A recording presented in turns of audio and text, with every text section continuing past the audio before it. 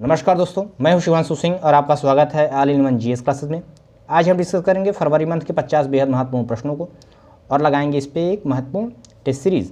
लेकिन इससे पहले कि हम आगे चलें, अभी तक आपने हमारा चैनल सब्सक्राइब नहीं किया है तो चैनल को सब्सक्राइब करने और लाइक और शेयर करना भी बिल्कुल ना भूलें। आइए चलते हैं हमारे पहले प्रश्न की तरफ। हाल ही में IBM कंपनी का CEO किसे नियुक्त किया गया है? अरविंद कृष्णा, सुंदर पिचाई, मार्क जुकरबर्ग, सत्या नडेला। इस प्रश्न का सही उत्तर चुनें। इसका सही उत्तर है option number A, Arvind Krishna. IBM company की बात करें, यह इसका फुल फॉर्म है इंटरनेशनल बिजनेस मशीन। इसकी स्थापना 1911 में न्यूयॉर्क, अमेरिका में हुई। यह एक सूचना और प्रौद्योगिकी कंपनी है। बात करें सुंदर पिचाई की तो ये CEO हैं गूगल कंपनी के। सत्या नडेला जी माइक्रोसॉफ्ट कंपनी के। इसकी स्थापना बिल गेट्स एवं पाल एलन ने 1976 में की थी माइक्रोसॉफ्ट की। और रही बात मार्क जुकरबर्ग की, ये फेसबुक कंपनी के संस्थापक रहे हैं जिसकी स्थापना 2004 में हुई। आइए चलते हैं हमारे दूसरे प्रश्न की तरफ। कनाडा में किसे भारतीय उच्चायुक्त नियुक्त किया गया है? Ajay Bisaria, Taranjit Sandhu, S Jaishankar, SK Jain. इस प्रश्न का सही उत्तर चुनें। इसका सही उत्तर है अजय बिसारिया। तरणजीत सिंह संधू अमेरिका में भारतीय उच्चायुक्त हैं और S जयशंकर भारतीय विदेश मंत्री हैं। आइए चलते हैं तीसरे प्रश्न की तरफ। भारत की सबसे बड़ी रक्षा प्रदर्शनी डिफेंस एक्सपो का आयोजन कहाँ किया गया? कानपुर, दिल्ली, लखनऊ, इंदौर। इस प्रश्न का सही उत्तर चुनें। इसका उत्तर है ऑप्शन नंबर सी, लखनऊ। इसकी थीम थी डिजिटल ट्रांसफॉर्मेशन ऑफ डिफेंस। यह 5 से 9 फरवरी तक लखनऊ में हुआ। इसमें 1000 से ज़्यादा रक्षा कंपनियों ने भाग लिया। इसका मुख्य उद्देश्य, भारत सरकार यह चाहती है कि भारत दुनिया का जो सबसे बड़ा आयातक, दूसरा सबसे बड़ा आयात हथियारों का देश है। भारत खुद इसका मैन्युफैक्चरिंग हब बने और समस्त दुनिया इसमें अपने मार्केट को सिर्फ लाकर बेचे नहीं, बल्कि भारत भी पूरी दुनिया में अपने बने हुए हथियारों को बेच सके। बात करें उत्तर प्रदेश की, उत्तर प्रदेश की राजधानी है लखनऊ और यहाँ की उत्तर प्रदेश की राज्यपाल हैं आनंदीबेन पटेल और यहाँ के मुख्यमंत्री हैं श्री आदित्य योगी नाथ जी। आइए चलते हैं अगले प्रश्न की तरफ। देश भर में 28 फरवरी को मनाए गए राष्ट्रीय विज्ञान दिवस की थीम क्या थी? विज्ञान व भारत, विज्ञान व भविष्य, विज्ञान में महिलाएं, इनमें से कोई नहीं। इस प्रश्न का सही उत्तर चुनें। इसका उत्तर है ऑप्शन नंबर सी, विज्ञान में महिलाएं। यह CB रमन के खोज 1928 में इन्होंने रमन प्रभाव की खोज की थी, जिसके लिए 1930 में इन्हें नोबेल प्राइज़ से भी सम्मानित किया गया था और 1954 में भारत सरकार द्वारा इन्हें भारत रत्न से भी सम्मानित किया गया। तो इन्हीं की याद में 28 फरवरी यानी 1928 से यह हम विज्ञान दिवस के रूप में मनाते हैं। इन्होंने भौतिकी के क्षेत्र में बहुत बड़ा योगदान दिया और इन्होंने प्रकीर्णन को अच्छे तरीके से समझाया। आइए चलते हैं पांचवें प्रश्न की तरफ। इसरो ने गगनयान मिशन के अर्धमानव महिला रोबोट का क्या नाम रखा है? आकाश परी, व्योम मित्र, सोम मित्र, अंतरिक्ष परी। इस प्रश्न का सही उत्तर चुनें।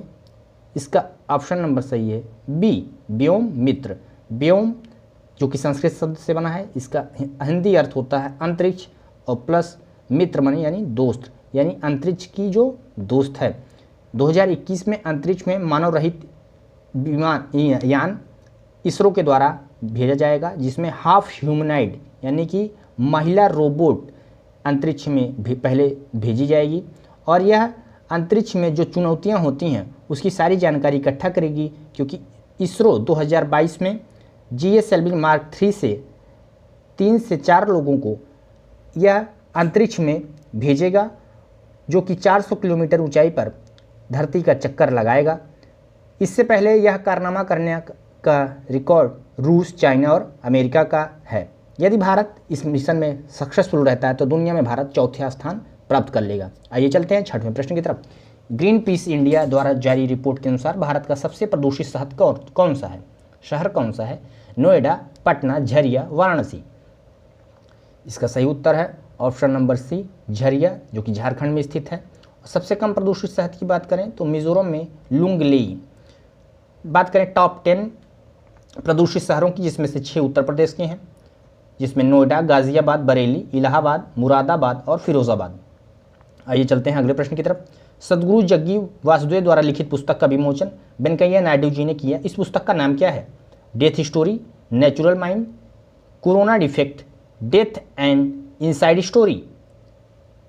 इस प्रश्न का सही उत्तर है option number D, death and inside story. यह ईशा फाउंडेशन के जनक श्री सदगुरु वासुदेव जग्गी द्वारा लिखी पुस्तक है। इन्हें 2017 में सामाजिक सेवा के लिए पद्म विभूषण से सम्मानित किया जा चुका है। आइए चलते हैं अगले प्रश्न की तरफ। भारत के पहले ई कचरा क्लिनिक का उद्घाटन कहाँ हुआ? भोपाल, चेन्नई, लखनऊ, पटना। इस प्रश्न का सही उत्तर चुनें। इसका सही उत्तर है ऑप्शन नंबर ए, भोपाल, जो कि मध्य प्रदेश की राजधानी है। भारत प्रतिवर्ष लगभग 20 लाख टन ई कचरा उत्पादन करता है और ई कचरा उत्पादन में भारत दुनिया में 5वें स्थान पर है। ई कचरा यानी इलेक्ट्रॉनिक माध्यमों से जो निकलने वाले कचरे हैं, जैसे पुराना mobile, cathode tube, red, picture tube या फिर तमाम बहुत सारे यंत्र, इनका लगातार स्तर बढ़ता जा रहा है भारत में, और जिसका हम रिसाइकलिंग नहीं कर पा रहे हैं। इसलिए मध्य प्रदेश ने, भोपाल ने इसे रिसाइकिल करने के लिए एक योजना बनाई है। आइए चलते हैं अगले प्रश्न की तरफ। देश के किन शहरों के बीच देश की पहले इलेक्ट्रिक इंटरसिटी बस सेवा स्टार्ट की गई? मुंबई और पुणे, लखनऊ वाराणसी, कानपुर लखनऊ, इलाहाबाद से कानपुर। इस प्रश्न का सही उत्तर है ऑप्शन नंबर ए, मुंबई और पुणे। यह एक बार चार्ज होने में लगभग 300 किलोमीटर तक चलेगी। यह इलेक्ट्रिक बस सेवा है जिसकी स्टार्टिंग आज सड़क परिवहन मंत्री नितिन गडकरी जी ने की। आइए चलते हैं अगले प्रश्न की तरफ। देश के पहले एनिमल वार मेमोरियल यानी जानवरों के लिए युद्ध स्मारक खोलने का निर्णय लिया है किसने? मेरठ, लुधियाना, लखनऊ, पुणे। इस प्रश्न का सही उत्तर है ऑप्शन नंबर ए, मेरठ। जी हाँ, देश के लिए जान देने वाले जानवरों के नाम भी अब युद्ध स्मारक के रूप में जाने जाएंगे। ये स्मारक उन जानवरों के नाम पे बनाए जाएंगे जिन्होंने कारगिल वार के समय अपनी जान की आहुति देते हुए देश की रक्षा में अपना महत्वपूर्ण योगदान दिया था। इसमें मानसी नाम की एक लेब्राडोर कुत्ते को इसमें पहला स्थान दिया जाएगा। आइए चलते हैं अगले प्रश्न की तरफ। देश का पहला सिंगल यूज प्लास्टिक फ्री हवाई अड्डा कौन सा घोषित हुआ है? इंदिरा गांधी अंतर्राष्ट्रीय हवाई अड्डा नई दिल्ली, लाल बहादुर शास्त्री हवाई अड्डा वाराणसी, चेन्नई एयरपोर्ट या फिर मुंबई एयरपोर्ट। इसका सही ऑप्शन चुनें। इसका सही ऑप्शन है ऑप्शन नंबर ए। भारत सरकार का लक्ष्य, जैसा सबको पता है, 2022 तक सिंगल यूज प्लास्टिक फ्री बनाना है। जिसमें क्योंकि भारत लगभग 26,000 प्लास्टिक रोज़ाना पैदा करता है टन, जिसमें 40% केवल सिंगल यूज प्लास्टिक होता है जो हम डेली लाइफ में यूज़ करते हैं। और यह लक्ष्य भारत लगभग 55 एयरपोर्टों को 2022 तक इसको फ्री बनाना है। आइए चलते हैं अगले प्रश्न की तरफ। 5 फरवरी 2020 की 53 देशों में वैश्विक बौद्धिक संपदा सूचकांक में भारत का स्थान रहा है 40, 45, 50, 52। इसका सही उत्तर है ऑप्शन नंबर ए, 40। इसमें शीर्षक था इसका आर्ट ऑफ द पॉसिबल। इस सूची में नंबर 1 पे है अमेरिका। यह सूची 53 देशों में जारी की गई है जिसमें भारत की रैंकिंग है 40 और 2019 में हम थे 36वें रैंक पे। यह किसी व्यक्ति द्वारा देश के आर्थिक विकास में प्रतिस्पर्धा बढ़ाने में जो उस देश के युवाओं की जो आर्थिक और बौद्धिक जो उसकी सीमा होती है उसको ध्यान में रखते हुए यह सूचकांक बनाया जाता है। आइए चलते हैं अगले प्रश्न की तरफ। 23वां राष्ट्रीय ई गवर्नेंस सम्मेलन मुंबई में आयोजित हुआ। इसकी थीम क्या थी? भारत 2020 डिजिटल परिवर्तन, digital Bharat, Bharat tech, power Bharat. इसका सही उत्तर है option number A, Bharat 2020 digital परिवर्तन। ई गवर्नेंस मतलब हम गवर्नमेंट के सारे काम इलेक्ट्रॉनिक माध्यम से जो कर रहे हैं वो किस स्पीड से आगे बढ़ रहा है। जैसे बहुत सारी सरकार की योजना अब हम ऑनलाइन ही कर सकते हैं, देख सकते हैं, ऑनलाइन फॉर्म भर सकते हैं। अब हम देश को डिजिटल कर रहे हैं, इसीलिए ये 23वां राष्ट्रीय ई गवर्नेंस सम्मेलन मुंबई में मनाया गया। आइए चलते हैं अगले प्रश्न की तरफ। हुरुन ग्लोबल रिच लिस्ट 2020 में किस भारतीय उद्योगपति को एशिया का सबसे अमीर व्यक्ति घोषित किया गया? टाटा, मुकेश अंबानी, आदित्य बिरला, अनिल अंबानी। इस प्रश्न का सही उत्तर चुनें। इसका सही उत्तर है option number B, Mukesh Ambani ji. इनकी कुल संपत्ति है 67 अरब डॉलर। भारत में कुल 138 अरबपति इस सूची से निकल कर आए हैं, जिसमें सबसे ज़्यादा 50 मुंबई में हैं। सबसे अमीर व्यक्ति की बात करें तो बेन जोसेफ जो कि अमेज़न कंपनी के मालिक हैं, इनकी संपत्ति है 140 अरब डॉलर। और अंबानी जी की बात करें तो मुकेश अंबानी जी पूरी दुनिया में 9वें नंबर पर आते हैं इस लिस्ट के अनुसार। आइए चलते हैं अगले प्रश्न की तरफ। आरबीआई द्वारा मनाए गए वित्तीय साक्षरता सप्ताह 10 से 14 फरवरी का केंद्रीय थीम था digital growth, banking growth, micro small and medium enterprises, Bharat net. इस प्रश्न का सही उत्तर है option number C, micro small and medium enterprises. RBI की स्थापना की बात करें, यह 1 अप्रैल 1935 में हिल्टन और यंग कमेटी के अनुसार हुई। इस समय इसके गवर्नर हैं शक्तिकांत दास जी और इसका हेडक्वार्टर है मुंबई और महाराष्ट्र में।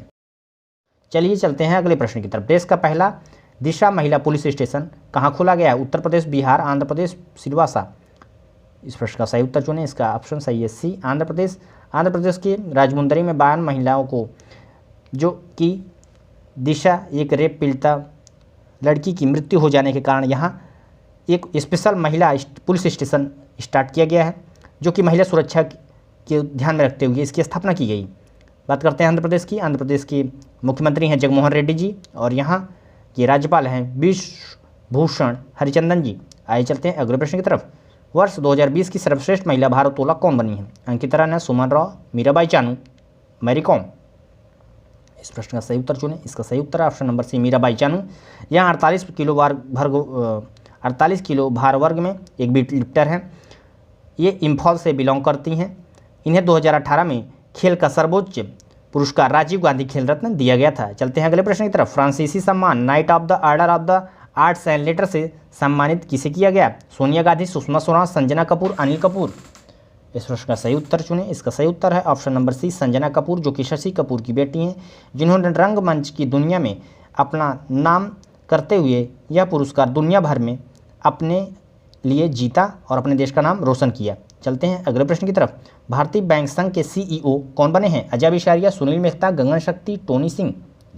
इस प्रश्न का सही उत्तर है option number B, Sunil Mehta. Sunil Mehta ji को बैंक संघ के सीईओ चुना गया है।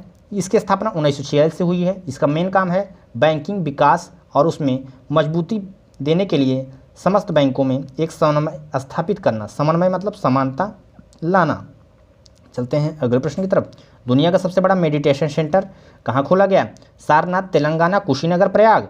इस प्रश्न का सही उत्तर है option number B, Telangana. Telangana राज्य की बात करें, यह भारत का 2014 में 29वां राज्य बना था। वर्तमान में भारत में 28 राज्य हैं और 8 केंद्र शासित प्रदेश हैं। और नया केंद्र शासित राज्य कौन बना है आप कमेंट बॉक्स में बताइए। आइए चलते हैं अगले प्रश्न की तरफ।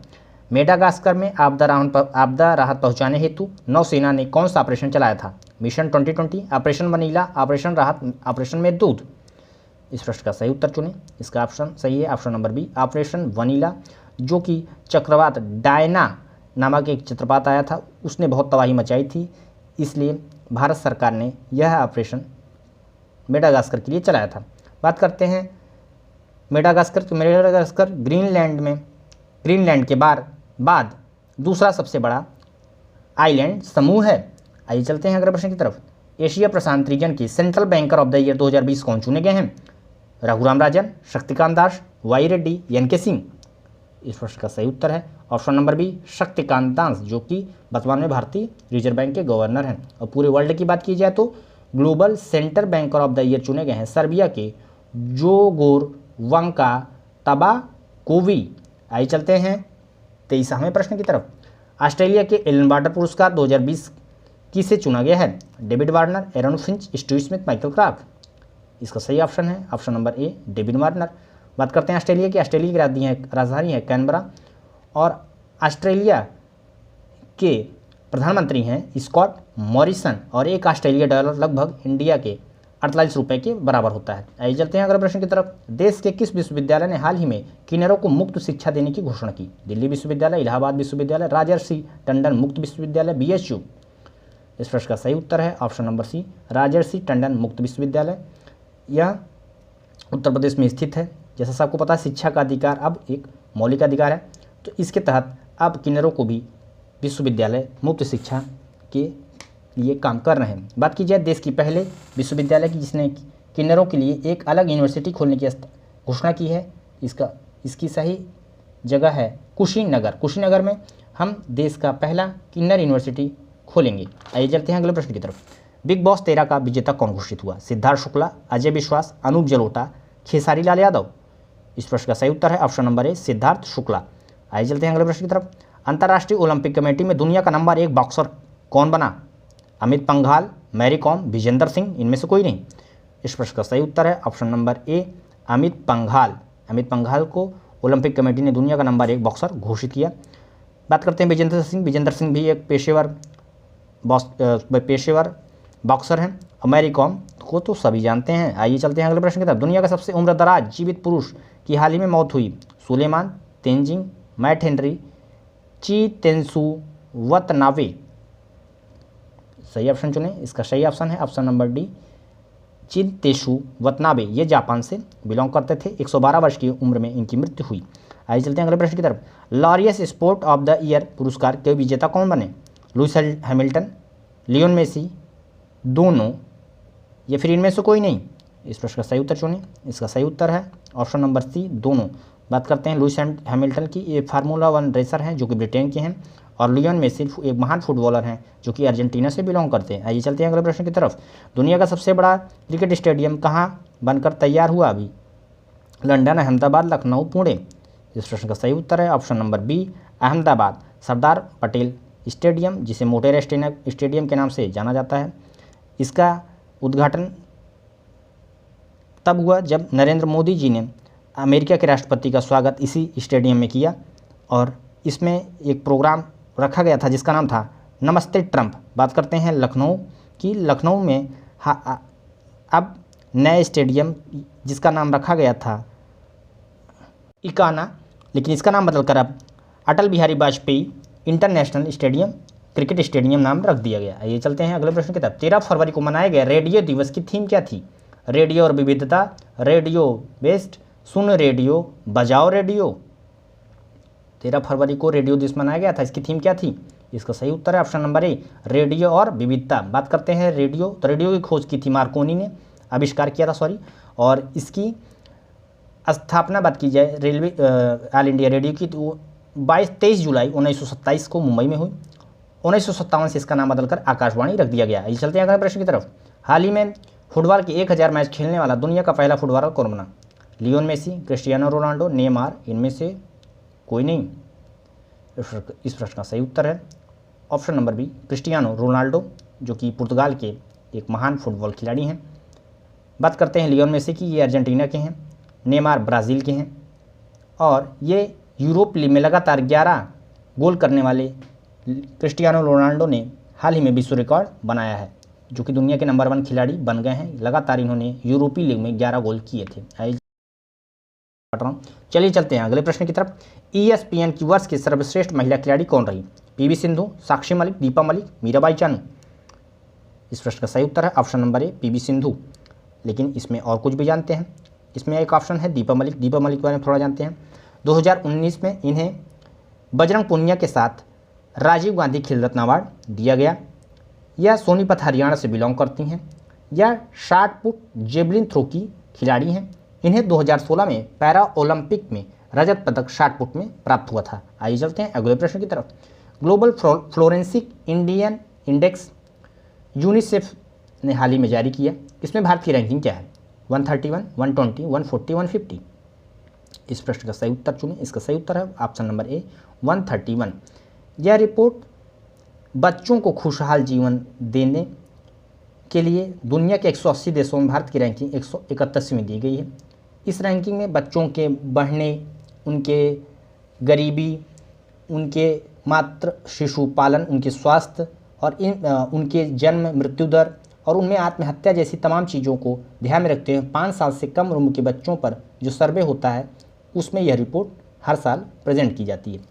इसमें सबसे टॉप पे रहा है नॉर्वे, जिसमें, और भारत इसमें 131वीं रैंक पर है। यह बात करते हैं यूनिसेफ की। यूनिसेफ की स्थापना हुई थी 1946 में 11 दिसंबर को। आइए चलते हैं अगले प्रश्न की तरफ। अगला प्रश्न है संयुक्त राष्ट्र सस्टेनेबिलिटी इंडेक्स 2020 में भारत का स्थान क्या है? 77, 81, 31, 103। इस प्रश्न का सही उत्तर चुनें। इसका सही उत्तर है ऑप्शन नंबर ए। याद करने की ट्रिक बता देता हूँ। यह है ग्लोबल सस्टेनेबिलिटी इंडेक्स रिपोर्ट। तो भारत दुनिया में क्षेत्रफल में 7वें नंबर पे है और इसमें दोनों में साथ साथ नज़र आ जा रहा है, इसलिए हम ग्लोबल सस्टेनेबिलिटी इंडेक्स में भी 77 पे रहेंगे। यह कार्बन उत्सर्जन के लिए दिया जाता है। अब आप बताइए, इसके आगे चलने से पहले, और इस इंडेक्स में ग्लोबल सस्टेनेबिलिटी इंडेक्स में नंबर 1 पर है नॉर्वे। अब आप बताइए वर्ल्ड हैप्पीनेस इंडेक्स में 2020 में भारत की रैंकिंग क्या रही है? मैं बताता हूँ आपको, चलिए आप नहीं बताएंगे। इसका सही उत्तर है 144। आइए चलते हैं अगले प्रश्न की तरफ। 3 फरवरी 2020 को भारत और बांग्लादेश के बीच कौन सा युद्धाभ्यास हुआ? संप्रीति 5, संप्रीति 7, संप्रीति 9, संप्रीति 8। इस प्रश्न का सही उत्तर चुनें। इस प्रश्न का सही उत्तर है संप्रीति 9, जो कि मेघालय राज्य में 14 दिनों तक हुआ है। आइए चलते हैं अगले प्रश्न की तरफ। भारत का सबसे बड़ा वायु गुणवत्ता निगरानी नेटवर्क कहाँ स्थापित किया जाएगा? दिल्ली, यूपी, झारखंड, मुंबई। इस प्रश्न का सही उत्तर चुनें। वायु गुणवत्ता की निगरानी के लिए भारत सरकार ने यह स्थापित करने का निर्णय लिया है। इसका सही उत्तर है ऑप्शन नंबर डी, मुंबई। चलते हैं अगले प्रश्न की तरफ। वर्ल्ड लैंग्वेज डेटाबेस एथनोलॉग के 22वें संस्करण में सर्वाधिक बोली जाने वाली भाषाओं में हिंदी की स्थिति क्या है? प्रथम, द्वितीय, तृतीय, चतुर्थ। इस प्रश्न का सही उत्तर है ऑप्शन नंबर सी, तृतीय, जो कि 615 मिलियन लोगों द्वारा पूरी दुनिया में बोली जाती है। पहली स्थान पर रही है अंग्रेजी, जिसे 1132 मिलियन लोगों द्वारा बोले जाने का प्रमाण दिया गया है इसमें। दूसरा है मंदारिन, यानी कि 1117 मिलियन लोगों द्वारा पूरी दुनिया में बोली जाती है। बात करें एथनोलॉग की, यह 1951 से यह वार्षिक डेटा प्रकाशित करती है, वर्ल्ड लैंग्वेज डेटाबेस। आइए चलते हैं अगले प्रश्न की तरफ। राष्ट्रीय जैविक खाद्य महोत्सव 2020 कहाँ हुआ? नई दिल्ली, उत्तर प्रदेश, बिहार, पश्चिम बंगाल। यह खेती में जैविक खेती के प्रोत्साहन के लिए हमेशा मनाया जाता है। इसका सही उत्तर है ऑप्शन नंबर ए, नई दिल्ली। आइए चलते हैं अगले प्रश्न की तरफ। राष्ट्रीय स्नूकर चैंपियनशिप 2020 की किसने जीती? Aditya Mehta, Pankaj Advani, Saurabh Kothari, Peter Gilchrist. इस प्रश्न का सही उत्तर चुनें। इसका सही उत्तर है ऑप्शन नंबर ए, आदित्य मेहता। इन्होंने हराया पंकज आडवाणी जी को। बात करें पीटर गिलक्रिस्ट की, तो ये शतरंज के एक महान खिलाड़ी हैं।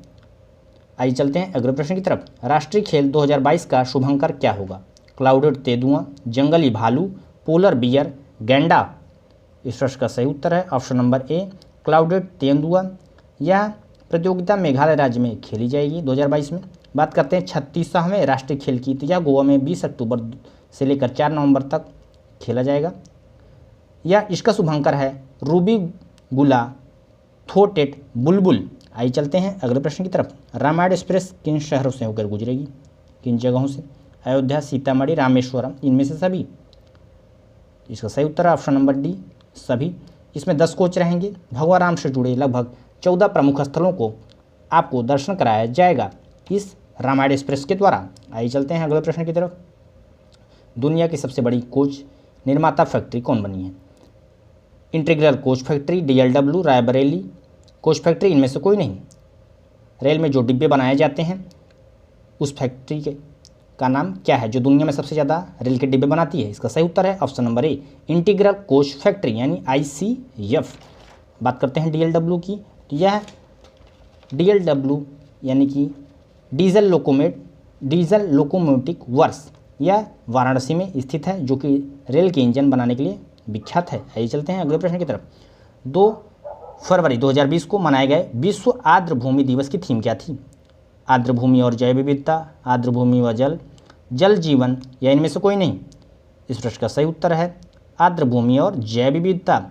जी हाँ, वेटलैंड यानी कि आर्द्र भूमि, ऐसी भूमि जहाँ मिट्टी में बहुत नमी होती है, दलदली मिट्टी होती है, वही आर्द्र भूमि कहलाती है। इससे किडनी ऑफ द लैंडस्केप कहा जाता है। इस बार उत्तर प्रदेश के 6 जगहों को रामसर साइट कन्वेंशन के तहत वेटलैंड घोषित किया गया है। अब इन 6 जगहों के नाम कौन कौन से हैं ये आप कमेंट बॉक्स में लिखें। अगर आप PCS की तैयारी करते हैं तो आपके लिए बेहद महत्वपूर्ण प्रश्न हो सकता है ये। बजट 2020-21 में घोषित टीबी हारेगा देश जीतेगा अभियान के तहत भारत टीबी से मुक्त कब होगा? 2025, 2022, 2030, 2035। इस प्रश्न का सही उत्तर है ऑप्शन नंबर ए, 2025।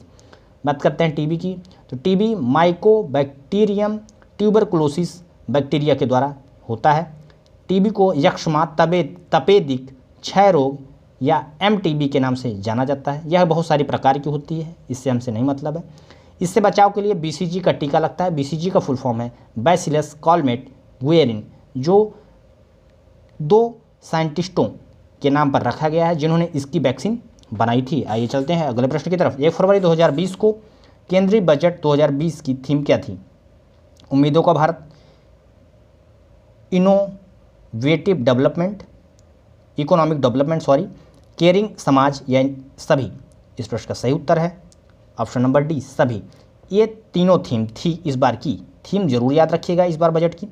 बात करते हैं बजट की। बजट भारतीय संविधान में आर्टिकल 112 में वार्षिक वित्तीय विवरण यानी आय और व्यय के अनुमान विवरण के रूप में इसका वर्णन है। सबसे ज़्यादा बजट बात की जाए तो 10 बार मोरारजी देसाई ने अभी तक पेश किए हैं। यह 1 फरवरी 2017 से रेल बजट और आम बजट को एक कर दिया गया, जो कि पहले अलग अलग प्रस्तुत किया जाता था। चलते हैं अगले प्रश्न की तरफ। दिल्ली विधानसभा चुनाव में आम आदमी पार्टी को कितनी सीटें मिली हैं? 62, 65, 60, 58? इस प्रश्न का सही उत्तर चुनें। इसका सही उत्तर है ऑप्शन नंबर ए, 62। बात करते हैं दिल्ली की। दिल्ली 1911 में कलकत्ता के बाद राजधानी स्थानांतरित होने के समय से ही 1911 से भारत की राजधानी बढ़ी। इस शहर की स्थापना सर एडविन लुटियंस और हर्बर्ट बेकर द्वारा की गई। बात करते हैं दिल्ली की, तो इस समय इसके सीएम हैं अरविंद केजरीवाल जी। यहाँ के उपराज्यपाल हैं अनिल बैजल।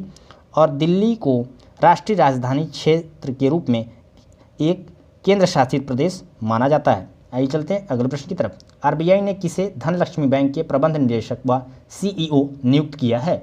सुनील गुरबक्सानी, एमएस स्वाति, अमिताभ चौधरी, आदित्य पुरी? इस प्रश्न का सही उत्तर है सुनील गुरबक्सानी जी को आरबीआई ने धनलक्ष्मी बैंक के प्रबंध निदेशक और सीईओ नियुक्त किए हैं। Emerging economies university ranking 2020 Bharat के 100 संस्थानों में सबसे प्रथम स्थान किसे प्राप्त हुआ है? भारतीय विज्ञान संस्थान यानी Indian institute of science, Delhi university, JNU या फिर बीएचयू? इस प्रश्न का सही उत्तर है option number A, Indian institute of science यानी भारतीय विज्ञान संस्थान। इसका ये भारत के बेंगलुरु राज्य में स्थित है। यह टाइम्स यूनिवर्सिटी रैंकिंग है जिसमें दुनिया के 100 विश्वविद्यालयों में भारत के 11 विश्वविद्यालयों को स्थान दिया गया है, जिसमें टॉप पे रहा है इंडियन इंस्टीट्यूट ऑफ साइंस। आइए चलते हैं अगले प्रश्न की तरफ। किसने प्रतिष्ठित डैन डेविड पुरस्कार 2020 को जीता? गीता सेन, सुषमा स्वराज, हेमा मालिनी, सोनिया गांधी? इस प्रश्न का सही उत्तर है option number A, Geeta Sen ने। यह इजराइल द्वारा डैन डेविड फाउंडेशन के द्वारा दिया जाता है। यह महिलाओं को उनके द्वारा किए गए कार्य, स्वास्थ्य निर्धारता, प्रजनन, महिला अधिकारों और निर्धनता उन्मूलन के क्षेत्र में सराहनीय कार्य करने के लिए यह पुरस्कार इजराइल के द्वारा दिया जाता है। आइए चलते हैं अगले प्रश्न की तरफ। अंतर्राष्ट्रीय मातृभाषा दिवस कब मनाया जाता है? 21 फरवरी, 28 फरवरी, 24 फरवरी, 2 फरवरी? इस प्रश्न का सही उत्तर है ऑप्शन नंबर ए, 21 फरवरी। यह यूनेस्को द्वारा 1999 से अंतर्राष्ट्रीय मातृभाषा दिवस मनाया जाता है। जैसे आपको पता है देश में बहुत सारी भाषाएं होती हैं, लेकिन उन छोटी भाषाओं को भी बचाने के लिए, उनका यूज़ करने के लिए हम हर साल यूनेस्को द्वारा यह अंतर्राष्ट्रीय मातृभाषा दिवस के रूप में मनाया जाता है। इस बार की थीम थी लैंग्वेज विदाउट बॉर्डर्स। तो चलिए, उम्मीद करता हूँ आपको हमारी फरवरी सीरीज बेहद पसंद आई होगी। चलते हैं, मिलेंगे अगली वीडियो में। तब तक के लिए जय हिंद, जय भारत।